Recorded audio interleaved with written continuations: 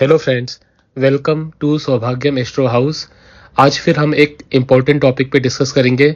आज हम राहु के बारे में डिस्कस करेंगे कि राहु है क्या, किस तरह से ये हमारी कुंडली को प्रभावित करता है और इसको हम किस तरह से अपनी कुंडली में शुभ करें।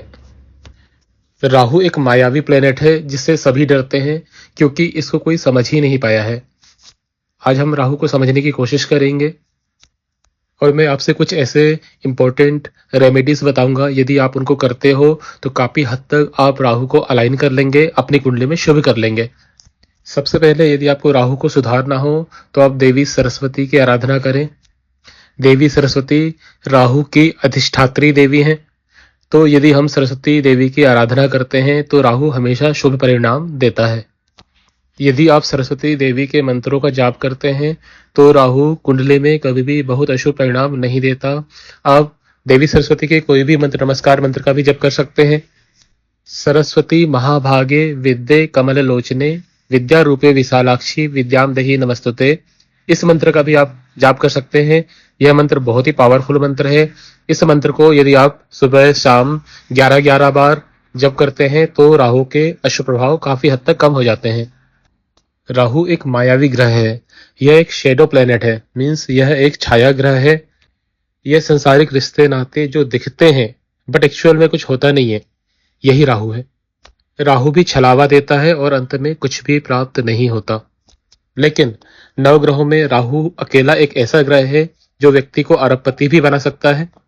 यदि राहु आपकी कुंडली में शुभ है तो आप यूट्यूब और सोशल मीडिया से भी पैसा कमा सकते हैं। तो कोई भी ग्रह पूरी तरह से अच्छा या बुरा नहीं होता, हर ग्रह के अपने पॉजिटिव और नेगेटिव गुण होते हैं। आज हम राहु के पॉजिटिव गुणों को समझने की कोशिश करेंगे और यदि कुंडली में राहु नेगेटिव है तो उसके लिए हम क्या रेमेडी करें वो सब डिस्कस करेंगे। चलिए सबसे पहले हम राहु की कारक वस्तुएं डिस्कस करते हैं।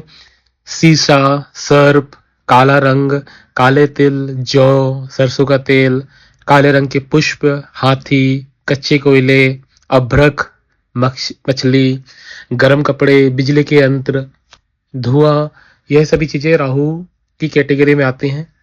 राहु के रत्न की हम बात करें तो राहु का रत्न है गोमेद। तो यदि आपकी कुंडली में राहु शुभ है तो आप इन सभी चीजों को धारण कर सकते हैं या इन सभी चीजों से रिलेटेड काम कर सकते हैं। लेकिन यदि कुंडली में राहु खराब है तो आपको इन चीजों का दान करना पड़ेगा।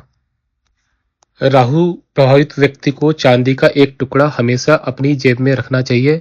इससे राहु की नेगेटिविटी काफी हद तक कम हो जाती है। कुत्ते को रोटी खिलाने से भी राहु दोष दूर होते हैं, स्पेशली स्ट्रीट डॉग्स को यदि आप रोटी खिलाते हैं तो आपके राहु के दोष काफी हद तक कम हो जाते हैं। राहु की शांति के लिए माथे पर चंदन का टीका लगाना चाहिए। नियमित रूप से गंगा स्नान करने से भी राहु के दोष दूर होते हैं।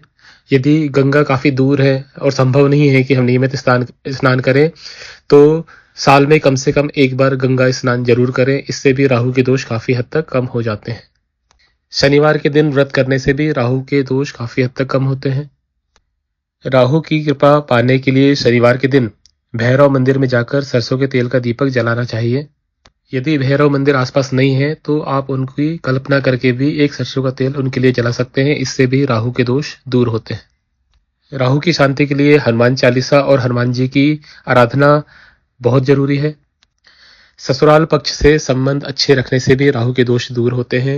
यदि आपके संबंध अपने ससुराल वाले से अच्छे नहीं हैं और आप बाकी सभी रेमेडीज भी करते हैं तो भी राहु अशुभ प्रभाव देगा। इसलिए यह सबसे ज़्यादा जरूरी है कि अपने ससुराल वालों के साथ आपके संबंध अच्छे रहें। यदि आपको उनका नेचर नहीं पसंद है या आपस में बातचीत नहीं होती तो कम से कम उनके लिए खराब शब्द का इस्तेमाल नहीं करें। अपने तरफ से उनके लिए कुछ ना कुछ अच्छा करने की ही कोशिश करें। हर सोमवार के दिन शिवलिंग पर जलाभिषेक करने से भी राहु के दोष दूर होते हैं। गरीब कन्याओं का विवाह कराने से भी राहु के दोष दूर होते हैं।